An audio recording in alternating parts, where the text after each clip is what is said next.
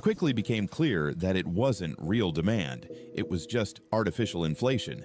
The difference was impossible to ignore. Caitlin Clark wasn't just selling tickets, she was breaking records. Angel Reese, despite all the media hype and promotion, wasn't generating the same response. But this wasn't just about a single game.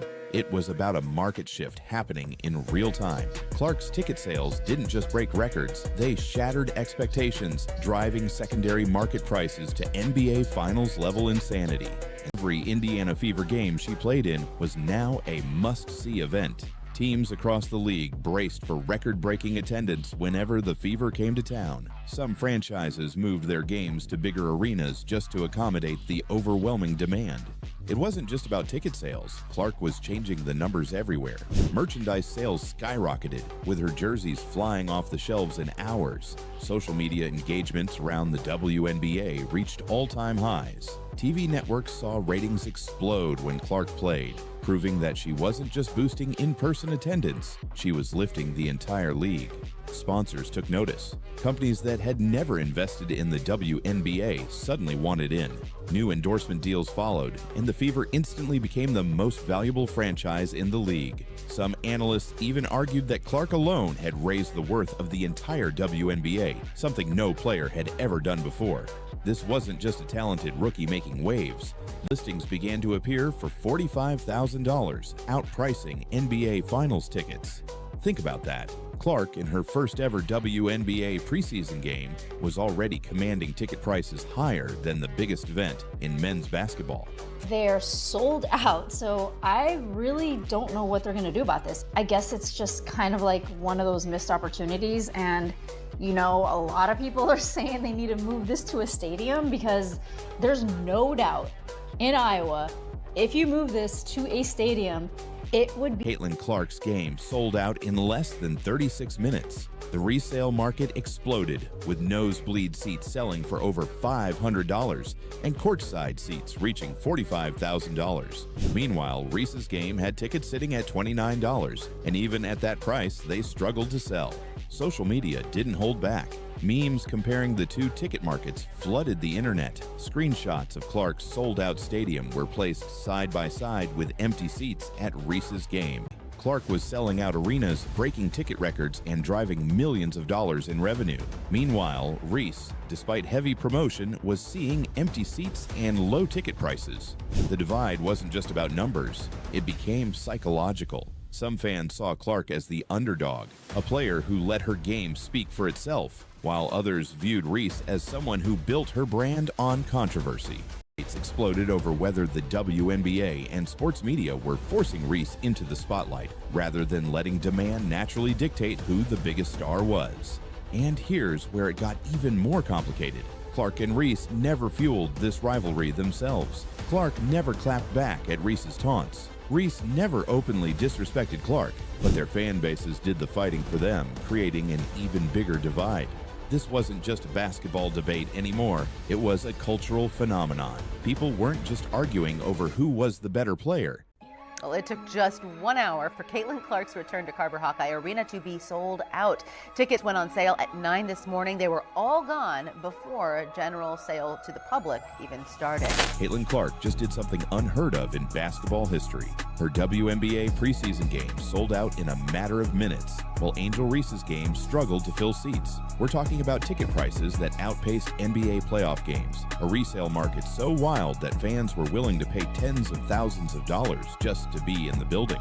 But everything about Caitlin Clark's rise, from the ticket sales to the resale market to the cultural debates, proves one thing. The WNBA has never seen anything like her. This isn't just about popularity, it's about power. Clark isn't just selling out arenas, she's dictating the market. She isn't just drawing fans, she's forcing the WNBA to operate on a completely different level. Angel Reese, she's still a major name, but the brutal reality is that demand doesn't lie. No amount of media promotion or forced narratives can change what the fans actually want. And right now, all eyes are on Caitlin Clark. Caitlin Clark wasn't just the most talked about player in women's basketball. She was now the single biggest economic force the WNBA had ever seen. One topic in sports. the face of the WNBA, Caitlin Clark. Every time this woman steps on the court, she's doing something that we've never seen before. She is officially the face of the league. There's no doubt about it. The numbers don't lie, whether it's viewership, whether it's ticket attendance. She's doing sold out. And the numbers proved it. Caitlin Clark isn't just a great player, she's a walking economy. What happened with ticket sales wasn't just hype. It was proof that Clark is the most valuable asset the WNBA has ever seen. Caitlin Clark and Angel Reese aren't just basketball rivals. They represent two completely different cultural forces. Their matchup in the 2023 NCAA Championship wasn't just about basketball. It became a flashpoint for debate, with Reese taunting Clark in a moment that instantly went viral. But since then, something unexpected happened. Clark's star kept rising, while Reese struggled to keep up. Well, it took just 1 hour for Caitlin Clark's return to Carver Hawkeye Arena to be sold out. Tickets went on sale at 9 this morning. They were all gone before a general sale to the public even started. But here's the thing. This isn't just about ticket sales. It's about who really moves the needle in women's basketball. A lot of people say that Caitlin Clark moves the needle. That is wrong. She is the needle. She dictates. We all know what she's done on the floor. It's history, right? But off the floor, my goodness. And the numbers tell a story that's impossible to ignore. Seats at the arena for the May 4th matchup between the Indiana Fever and Brazil were first offered to season ticket holders and a few top donors. Like, obviously, you couldn't get onto the damn website. It's sold out. You could have been trying to refreshing the page and not got tickets. Most of the time, it officially sold out in 40 minutes, but like realistically, it almost crashed the website. The moment tickets for her preseason debut sold out, fans flooded resale sites, desperate for a way in. But what happened next stunned everyone. It started with a scramble.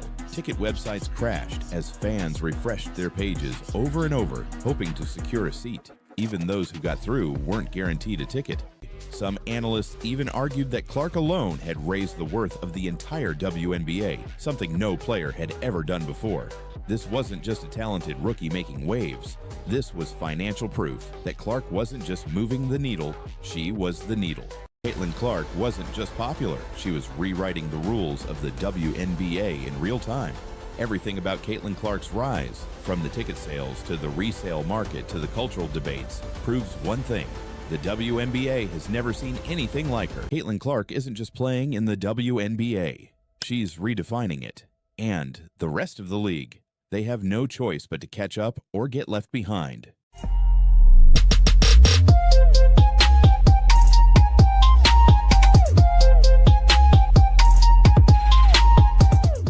While Clark was redefining what was possible for women's basketball, the rivalry with Angel Reese kept pulling fans into a deeper debate. It wasn't just about ticket sales anymore, it was about the psychological and cultural divide between two of the biggest names in the sport, and that's when things got even more heated. Angel Reese may be playing in the league, but who wants to see a goofy 6'6" woman miss layups? Not I. Caitlin Clark and Angel Reese aren't just basketball rivals. Have you seen what the highest one is? I haven't. It's like 45 grand. What? Front row seats. Is that it? She gets something. She get a souvenir or something, Exactly. right? For Get a $45,000. signed jersey by Caitlin Clark. We knew it was a hot ticket. Yeah, but we wow. knew it would be, right? But courtside, that was another level. Some seats hit $4,800 almost immediately. And it didn't stop there. Listings began to appear for $45,000, outpricing NBA Finals tickets. Think about that. Caitlin Clark makes her return home to the University of Iowa on May 4th. It wasn't just excitement, it was a frenzy. Over 14,000 tickets were completely gone before they even hit the general public. Season ticket holders and donors snatched up every single seat in just 36 minutes. Seats at the arena for the May 4th matchup between the Indiana Fever and Brazil were first offered to season ticket holders and a few top donors. And right now, all eyes are on Caitlin Clark. Some people say this is just hype, that Clark's success will level out. But if this is just the beginning, then what happens next could be the biggest shift in WNBA history. If Clark's preseason ticket demand is already at NBA levels, what happens when she takes the league by storm for an entire season? What happens if she wins Rookie of the Year, breaks records, leads the Fever to the playoffs? One thing is certain, this is only the beginning. Caitlin Clark isn't just playing in the WNBA. She's redefining it. And the rest of the league. They have no choice but to catch up or get left behind.